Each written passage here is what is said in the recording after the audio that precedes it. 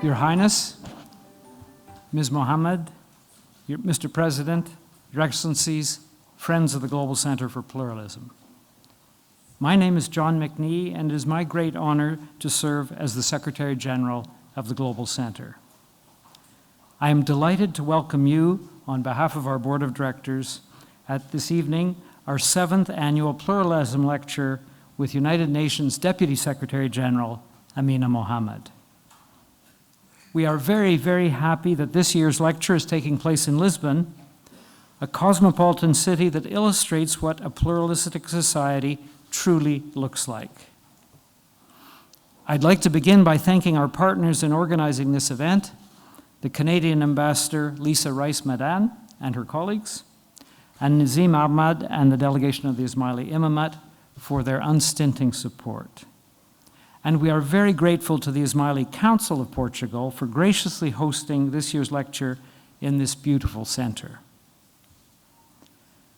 Our center invited Ms. Mohammed to deliver this year's lecture on how pluralism can advance the Sustainable Development Goals because of her extraordinary leadership in ushering in the UN 2030 Agenda for Sustainable Development. The 17 goals at the heart of the 2030 Agenda resonate strongly with the mission of the Global Center for Pluralism. Like pluralism, they are universal in their application. All UN member states have adopted them as national goals, and the goals are intended to benefit everyone. And inclusion, which is at the heart of the goals, is also key to our center's focus on strengthening positive responses to diversity in today's societies all around the world. The Global Center for Pluralism was created in 2006 through a partnership between His Highness the Aga Khan and the Government of Canada.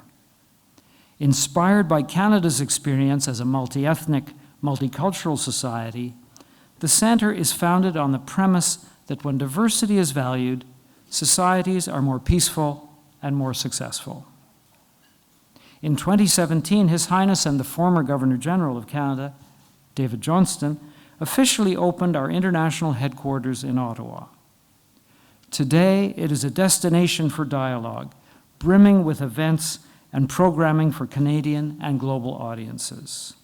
We foster research and education to advance understanding about the sources of inclusion and exclusion around the world. The Annual Pluralism Lecture is one such initiative. It provides an opportunity for all of us to learn from distinguished speakers like Ms. Mohammed, whose advocacy and example inspire us all. Tonight's lecture is very timely. 2019 is a defining year with a series of regional fora and high-level meetings now underway, leading up to a gathering of heads of state this September at the UN in New York. It will be the first UN summit to review progress on the Sustainable Development Goals. Tonight, we are very, very fortunate to have Amina Mohammed with us to lay out the challenge and to share her thoughts on how pluralistic institutions and attitudes can help to ensure that no one is left behind. Following the lecture, Ricardo Costa, Director of Espresso, will open a conversation with Ms. Mohammed and extend the opportunity for you to ask questions. Senor Costa needs no introduction this evening. He is one of Portugal's most respected opinion leaders. Finally, the Right Honorable Adrian Clarkson, who is the chair of the Center's Executive Committee, will offer closing remarks. So, Your Excellencies, ladies and gentlemen, it is my great honor now to invite His Highness the Aga Khan, Chair of the Board of the Global Center for Pluralism, to introduce our speaker.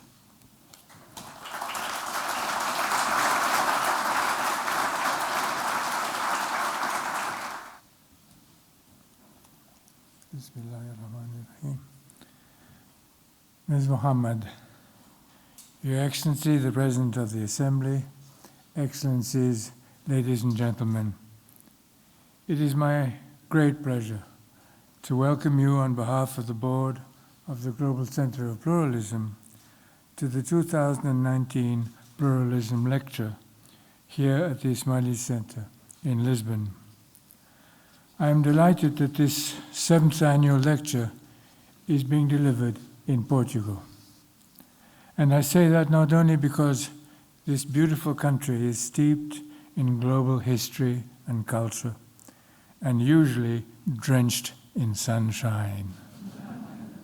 For those of us who believe in the bridge-building work of pluralism, Portugal has much to teach, even as it confronts its own challenges. This country is blessed with a long history of productive coexistence among Christians, Jews, and Muslims. The history of Al-Andalus was written here on the Iberian Peninsula between the 8th and the 16th centuries. This blending of cultures, religions, and languages brought innovations in architecture, agriculture, medicine, and even cuisine that are woven now into the very fabric of modern Portugal. In July last year, the Global Peace Index ranked Portugal amongst the 5 most peaceful nations in the world, and for good reason. At a time of rising intolerance, this country has established some of the most welcoming policies for migrants in Europe. As populations in many Western countries are aging and even dwindling, Portugal is among the few that recognize that newcomers are essential to secure the country's future. This welcoming attitude is one of the most strongly associated with pluralism, which is the core mission of the Global Center for Pluralism. As a beacon of research, education, and dialogue, the center is drawing lessons from the political, social, and cultural dynamics in diverse and divided societies around the world. I encourage all of you to explore what the center has to offer. By learning from others' successes, we may help our own societies to inoculate themselves against the temptation to set various people against one another, including the temptation to exclude marginalized populations. Tonight's speaker, UN Deputy Secretary-General Amina Mohammed, has had an extraordinary life journey, and we are all privileged to be able to benefit from her insights. Thank you. Ms. Mohammed's active involvement with global development and her passionate commitment to girls' education both go back almost 20 years, when she coordinated the Task Force on Gender and Education for the United Nations Millennium Project. In 2005, as Senior Special Assistant to the President of Nigeria on the Millennium Development Goals, she was charged with steering Nigeria's debt relief funds toward achieving those goals. The MDGs, in shorthand, refer to the 8 goals that gave the world a blueprint for tackling its greatest social and economic challenges from 2000 to 2015. Ms. Mohammed at first described herself as something of a skeptic about that project. How could one possibly reduce the world's challenges to 8 goals, she asked. Nonetheless, she embraced the cause.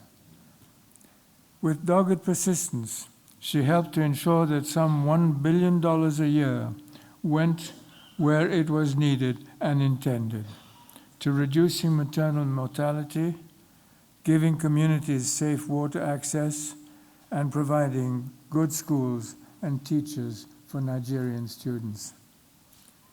In 2012, Amina Mohammed took on another global role as Special Advisor to UN Secretary-General Ban Ki-moon on the next stage of the United Nations Development Planning, the 2030 Agenda for Sustainable Development.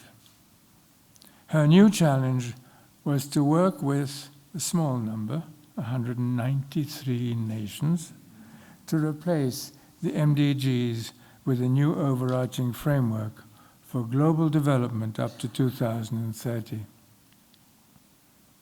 In characterizing this new framework era, Ms. Mohammed has said, and I quote, "Development is no longer an issue of the global south.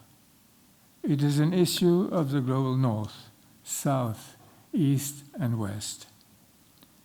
Indeed, all member nations of the United Nations, including Canada, Portugal, and Nigeria, and 190 other countries, have accepted the goals as their own national objectives.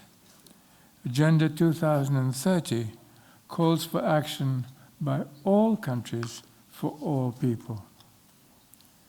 Ms. Mohammed then stepped from the conceptual stage at the United Nations back into the implementation area at home. As Federal Minister of Environment, she steered Nigeria's action on climate change and resource conservation for sustainable development. Ms. Mohammed is an outspoken advocate for global action on climate change, for children's education, and for the protection of human rights. Above all, she has described gender equality, Sustainable Development Goal number 5, as the, quote, docking station for all the other goals, an essential conduit for their achievement. She has served as director, governor, or advisor on numerous boards, including the Global Partnership for Sustainable Development Data, Canada's International Development Research Centre, and the Global Development Programme of the Bill and Melinda Gates Foundation. And she has received too many honors and awards for me to name, for I fear I will leave no time for her lecture. Ladies and gentlemen, it is my very great privilege to welcome our annual Pluralism Lecturer for 2019, Mrs. Amina Mohammed. Thank you.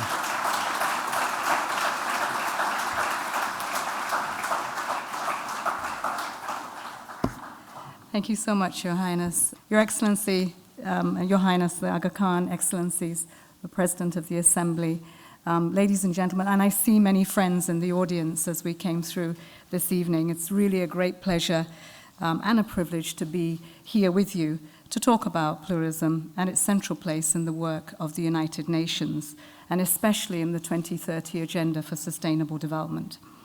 It's also wonderful to be in this center. It's a really beautiful building, and the gardens, the courtyards, the two research institutions helping us to bridge the gulf between Islam and Western cultures. I thank the GCP. You know, the UN's full of acronyms, so I'm going to give you another one here, but the Global Center for Pluralism, and the Ismaili Imamate for this opportunity, and for all the incredible work that you do to promote pluralism, diversity, inclusion, and a better and more peaceful world for all of us. The tension between unity and pluralism, between the whole and its constituent parts, has been debated by thinkers and philosophers for thousands of years. 2 millennia ago, the Indian Emperor Ashoka the Great called for harmonious relations between peoples of all religions and respect for each other's scriptures. At the United Nations, there's a magnificent carpet, a gift from the people of Iran, inscribed with the poem known as Bani Adam, the Children of Adam, by the great Persian poet Saidi. And part of it reads, "If you have no sympathy for the troubles of others, you are unworthy to be called by the name of human." At this gathering last year, the religious scholar Karen Armstrong said that the first thing that appealed to her about Islam was its pluralism, and the fact that the Holy Quran not only praised all the great prophets of the Abrahamic religions, but accepted them as prophets of Islam.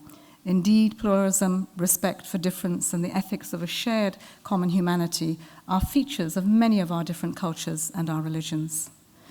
My own continent, Africa, includes some of the most pluralistic societies in the world, with a diversity of tribal, ethnic, cultural, and religious groups, different traditions, and people that are divided along urban and rural realities.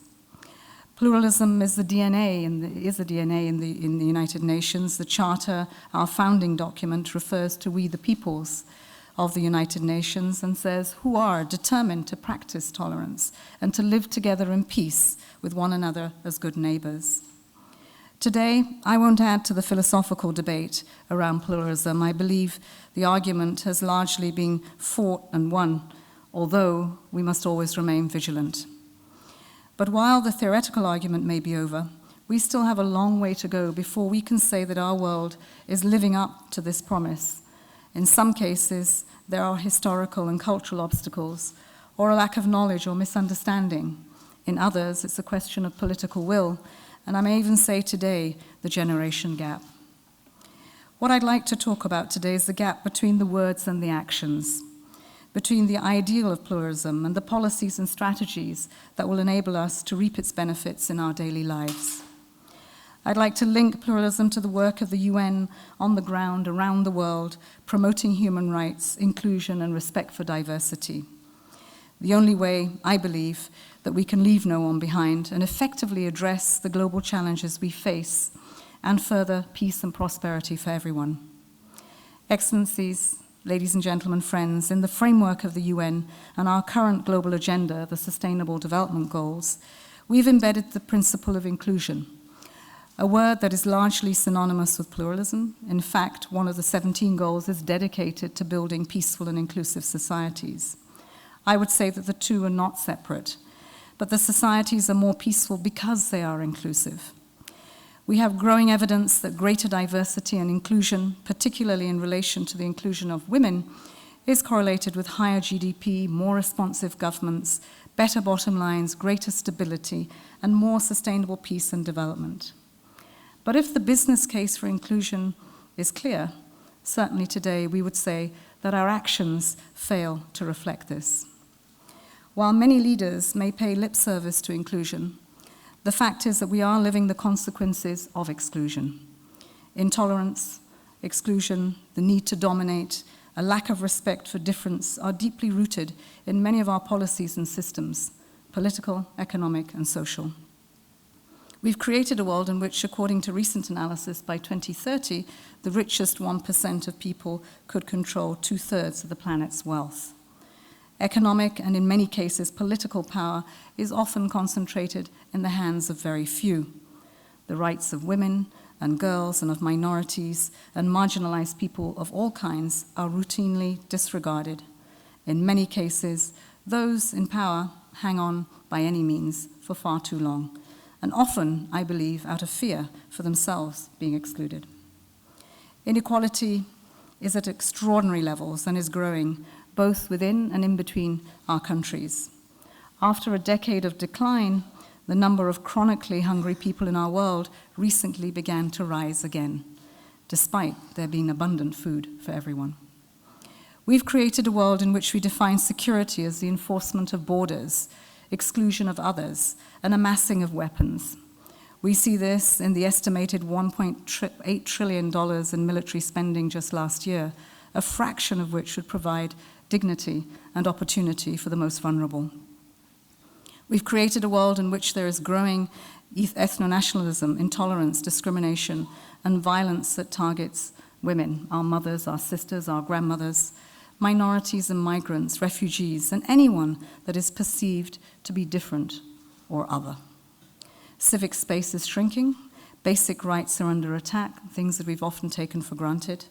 Activists and journalists are targeted. Misinformation campaigns and hate speech spread like wildfire on social media. Hate speech is moving into the mainstream in many countries and regions, liberal democracies and authoritarian states alike. Constitutions that are founded on pluralism and respect for difference are undermined as different groups and minorities are attacked. Access to information is curated individually so that we are living atomized lives in our own echo chambers, where news and advertising reflect and reinforce our presumed perspective of the world. Unless we ourselves choose to seek out others, we may not be exposed, as we have been before, to alternative viewpoints and arguments that challenge our beliefs. Attacks on places of worship are some of the most egregious examples of a lack of respect for each other and for our common humanity. And they are rising. In the past few months alone, we've seen horrific attacks in mosques in New Zealand, in churches in Sri Lanka, and in synagogues in the United States. Record numbers of people are on the move around the world, fleeing conflict, drought, poverty, and a lack of opportunity. At the same time, refugees and migrants are attacked both physically and rhetorically with false narratives that link them with terrorism and scapegoat them for many of society's ills. Millions of women and girls face insecurity and violations of their human rights every day. Violence is used to enforce patriarchy and gender inequality and police women's role in our society. Excluding half our population not only affects our mothers and daughters and sisters, it affects every one of us and distorts our societies and economic systems. We've created economies that value sometimes dubious or even destructive activities, that place zero monetary value on the daily work that happens in our homes, where the very production and reproduction of the quality of our society occurs. We see the same devaluing of foundations in our society in our long-standing treatment of our natural environment, our homes. Trees are worth more as construction material than they are standing in the forest. Deforestation, overfishing, climate change, and pollution are causing unprecedented damage to our natural safety net, but they are driven by the logic of economic models and incentives. As a result, we now face an existential crisis as a species and are directly responsible for the threat to 1 million other species that may be pushed to extinction in the next few years. The climate crisis is wreaking havoc on some of the most vulnerable countries and regions, while others continue to burn fossil fuels and add to greenhouse gas emissions. No one would light a cigarette today in a room where a child is struggling to breathe, but developed countries are contributing to conditions that are causing droughts, floods, halfway around the world with complete disregard for the rights of others. We've lost sight of our common humanity and our independence on each other and on a planet that gives us life. I'd like to stress that none of this has been an accident. It is the end result of systems that have been built by men, and I'm going to underscore men here because if we had women in charge, we probably wouldn't have been in the same mess.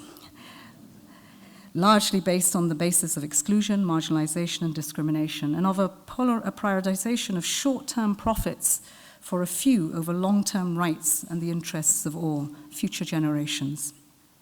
It is clear that we need a fundamental reordering of our priorities and a reorganization of our economic, political, and social systems if we really are to reap the benefits of inclusion and save ourselves and our planet from further inhumanity and degradation. Excellencies, friends, ladies and gentlemen, we are living in troubled times, many, many headwinds. The news, however, is not all bad. There's plenty of evidence that global efforts have worked and that further damage to societies and our planet can be prevented and reversed.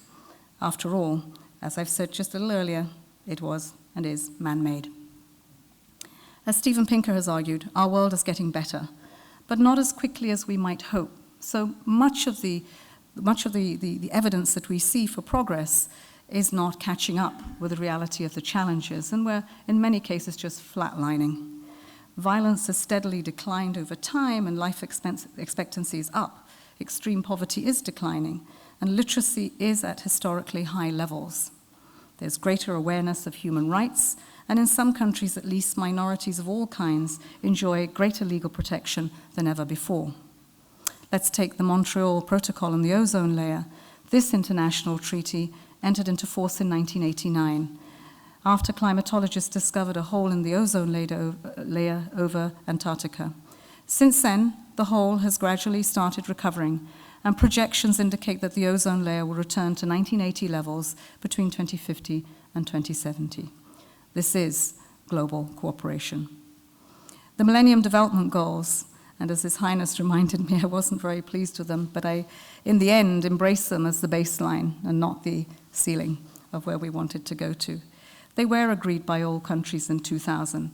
They created one of the most successful anti-poverty movements in history. At least in my country, we benefited from a savings of $1 billion a year that we were able to put into people's lives. They've helped lift more than 1 billion people out of extreme poverty, to make inroads against hunger, to enable more girls to attend school than ever before, and to protect our planet. The MDGs generated new partnerships and galvanized public opinion, reshaping decision-making in developed and developing countries alike. Global pluralism in the form of multilateralism achieved these things, and I believe it can achieve so much more. Since the founding of the UN, there has been wide and growing recognition that major challenges cannot be solved by countries acting alone. As we face a growing number of issues that do not respect national borders, from climate change to spreading conflict and outbreaks of disease, we need regional and global institutions more than we've ever done before. And this, I believe, to strengthen our collective response. But multilateralism may be a victim of its own success. We've stopped seeing it as a priority and an evolving challenge that we need to tend, promote, and reinvigorate. We've started taking it for granted. We see this in societies and communities that are turning inward, forgetting the lessons of the past. Global institutions must hold the line for global values, and to do so in these institutions, as well as our partners, we need to transform, to be fit, as I would say, for purpose in the 21st century. His Holiness the Pope has spoken of the globalization of indifference, and I believe that we must replace that with the globalization of solidarity. 4 years ago, in 2015, as we reached the deadline for the Millennium Development Goals, the UN initiated and coordinated a global conversation about our priorities. All countries agreed that we needed to do better. This resulted in an agreement by all of our 193 countries of the United Nations to the 2030 Development Agenda. Our transformational roadmap for people, planet, prosperity, peace, and partnerships over the next 15 years. Already we are 4 years into that. This shared agenda reflects an important paradigm shift. The Sustainable Development Goals are human-centered, they're interconnected. More importantly, they are universal, integrated, inclusive, and mutually reinforcing. No goal stands alone. Each goal is inextricably linked with the rest for its full implementation.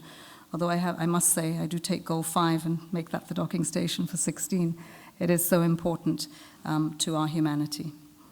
It does reflect the reality of the development challenges on the ground, where people living in poverty and hunger are also most likely to suffer from poor access to quality housing, education, healthcare, water, and sanitation. A girl is less likely to attend school, for example, if her parents cannot afford to pay for school supplies or if she doesn't have secure housing. The 2030 Agenda addresses these issues together, tackling the root causes in a much more holistic way. The Sustainable Development Goals were prepared by all countries, requiring contributions from all, including developed and developing countries. And we will improve the lives of all so that, in the end, no one's left behind. The emphasis of the 2030 Agenda on inclusion and interdependence, as well as the moral obligation to the most vulnerable members of our society through the principle of leaving no one behind, does offer a counterweight to the forces that are leading increased polarization, tribalism, social fragmentation. They are a conscious effort to build and replenish the world's democratic infrastructure, our relationship, social contract, and obligation to each other. The ultimate ambition of the 2030 Agenda is a world that provides dignity for all, well-being, and opportunity. Qualities that do not come under the gross GDP measure that we have, but that are finally being recognized as critical measures of a successful governance. The introduction of quality of life and well-being considerations into many budgets around the world and the country is one of those that we believe is an encouraging sign for our human family. The 2030 Agenda will require shifts in mindsets to go beyond GDP, to how we will also measure our well-being. It will require a reprioritization of economic systems so that they improve the lives and make them much more meaningful. The main requirement is a political will and the leadership to push through the changes in the governance of our economies and trade systems, making them more inclusive and equitable. While the SDGs are global, they also reflect both universal values, local and traditional cultural institutions and traditions. To take one example, we can see the values of the Islamic faith. my own faith, reflected in many of the goals which stress environmental justice, nature, and the interdependence of things.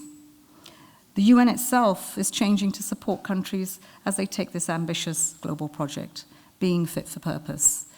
We are reforming, under the leadership of Antonio Guterres, the development system and also the peace and security, so that we are better placed to help governments and accompany them in delivering on the 17 transformational goals and targets.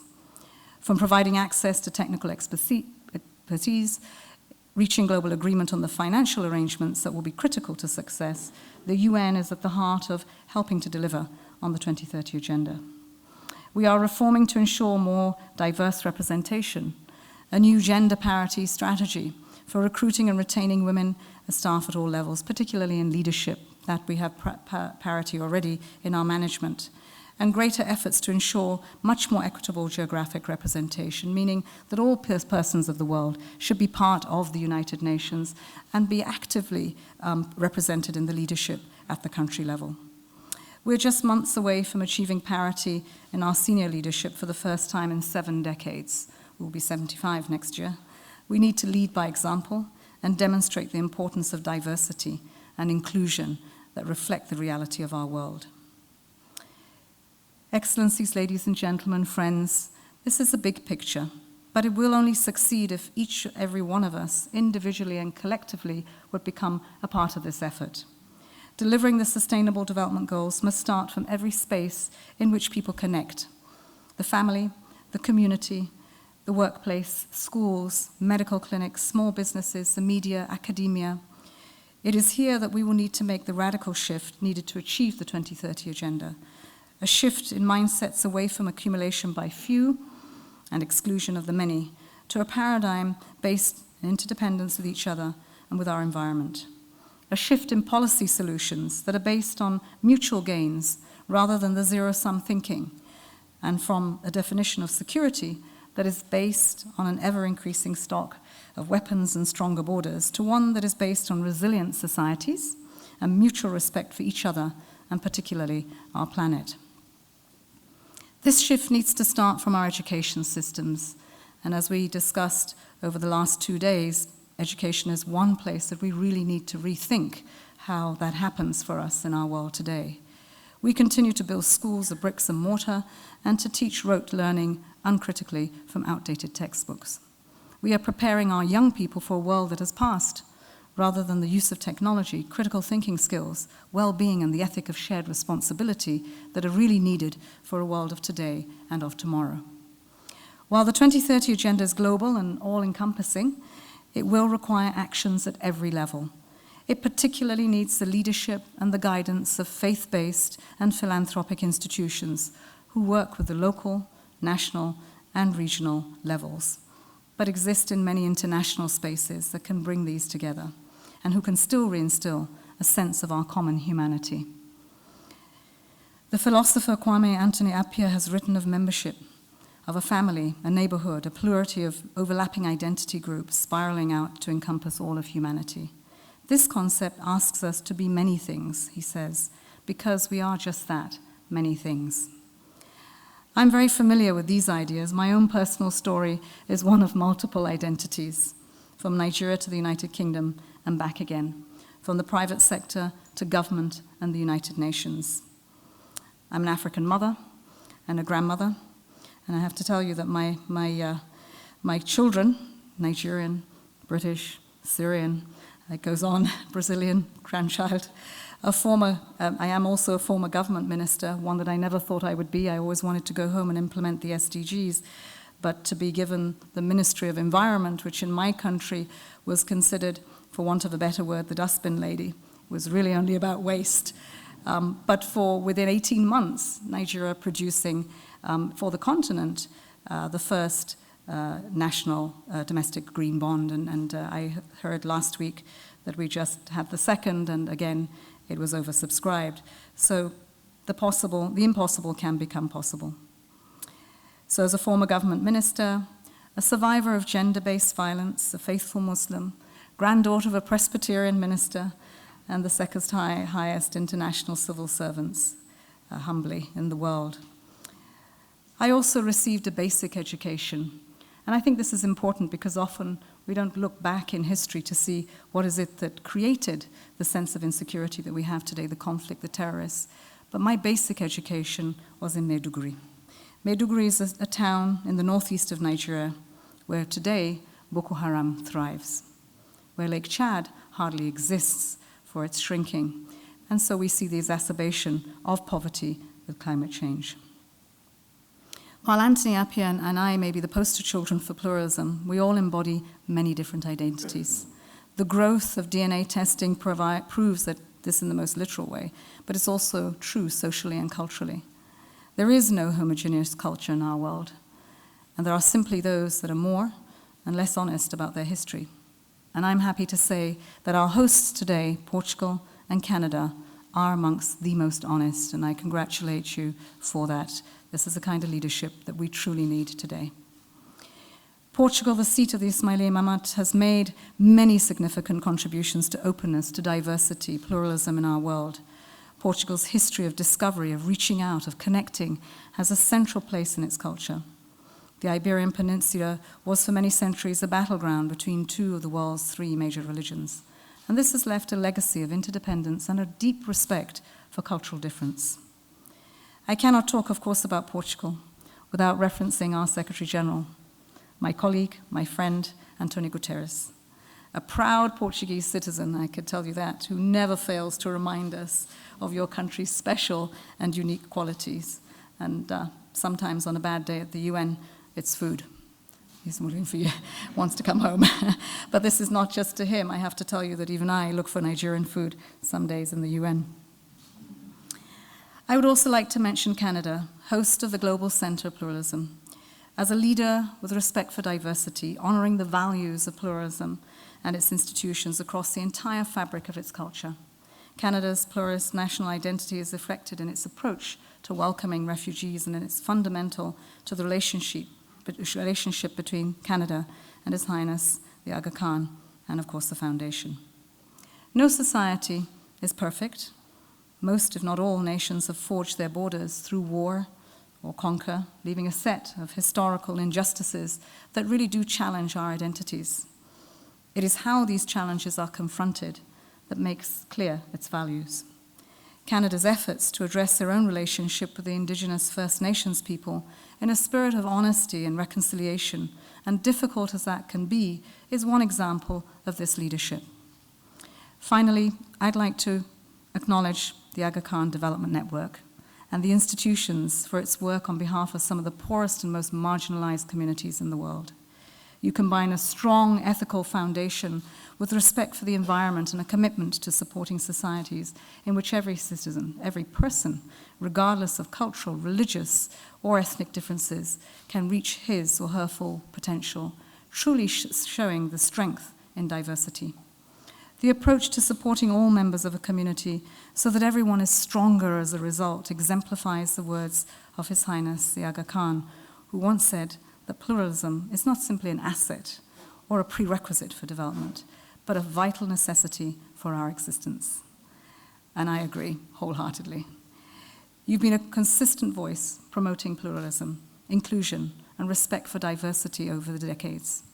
We need you now more than ever. So if you were just thinking of retiring, nope. And I really do thank you for your commitment and look forward to working with you, the Foundation, the Global Centre for Pluralism, and for many of you that we already started with some very, very powerful partnerships who are in the room today, and hope that we can broaden that base, because there is never a time like now to try to make what seems incredibly impossible with the headwinds that we face. We need to face the realities boldly, with courage. We need to see the aspirations as doable because we have the means. And in the end, we need to come together to close that gap. And we need to continue to give hope to those many that today would be hopeless. It's possible, and as Nelson Mandela said, it becomes possible after you've addressed how impossible it is. You make it happen, and I think we can make that happen. So thank you so much for giving me the honor to speak with you today.